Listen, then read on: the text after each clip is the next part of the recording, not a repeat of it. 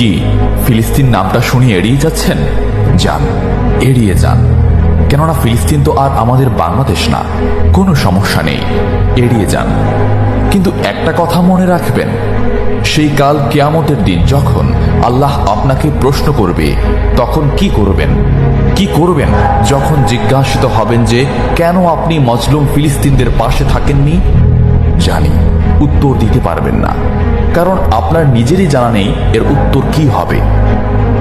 এখন হয়তো বলতে পারেন যে আমি কি করে ফিলিস্তিনে গিয়ে মজলুমদের পাশে থাকব, কি করে এত দূর গিয়ে সাহায্য করব? হ্যাঁ, এইরকম প্রশ্ন যদি আপনার মনে উদয় হয়ে থাকে, তাহলে অবশ্যই আপনার মনে অলসতা আর বজ্রে ভরা। এই আধুনিক যুগে অস্ত্রের চেয়ে পাওয়ার হচ্ছে মিডিয়া, তাই মিডিয়ায় বেশি বেশি করে তা প্রচার করুন। হ্যাশট্যাগের মাধ্যমে প্রতিবাদ করুন।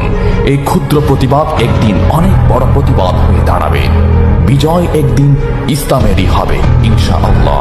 এটা আমার কথা নয়, এটা এই মহাবিশ্বের প্রভুর কথা। একটা কথা মনে রাখবেন, ক্ষুদ্র ক্ষুদ্র বালিকণা, বিন্দু বিন্দু জল গড়ে তুলে পাহাড় পর্বত, সাগর অতল।